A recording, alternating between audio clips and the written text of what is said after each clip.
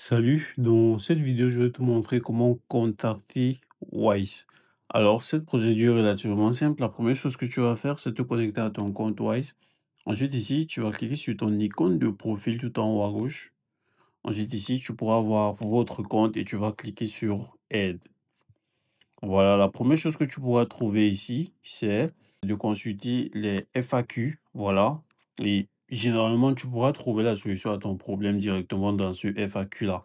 Donc, tu vas choisir la rubrique de ton problème, par exemple, si c'est envoyer de l'argent. Comme tu peux le voir ici, il y a plusieurs questions fréquemment posées. Donc, tu peux le voir ici, annuler et annulation et remboursement.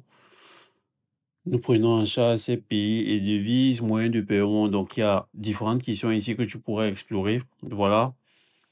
Maintenant, si tu cliques sur moyens de paiement et ta question n'est pas répondue, voilà, tu vas ressortir et tu vas rentrer en arrière et tu vas pouvoir descendre tout en bas. Tu vas trouver nous contacter, tu vas cliquer dessus. Voilà. Et ici, tu peux choisir n'importe quelle rubrique. Par exemple, balance, intérêt et action. Voilà, tu vas défiler tout en bas et tu vas cliquer sur autre chose. Voilà, ici il y a contacter notre équipe. Donc, tu peux le voir ici, il y a trois façons de contacter l'équipe. Il y a le chat, il y a par téléphone et il y a par email. Tout en haut, en priorité, d'abord, c'est de choisir la langue avec laquelle tu veux discuter avec le support client. Dans mon cas, je choisis l'anglais. Ensuite, ici, tu vas cliquer sur chat, par exemple.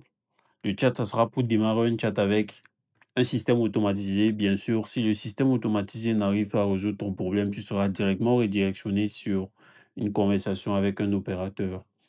Voilà. Si tu vas accélérer le processus, tu peux demander un appel en cliquant sur téléphone. Voilà. Et ici, tu vas entrer le numéro sur lequel il faut qu'on t'appelle et tu vas devoir retenir ton numéro de profil de la personne qui vous appelle pourrait demander ce numéro pour vérifier que vous êtes vraiment la personne qu'on devait appeler au départ. Ou alors, en dernier lieu, tu peux utiliser l'email.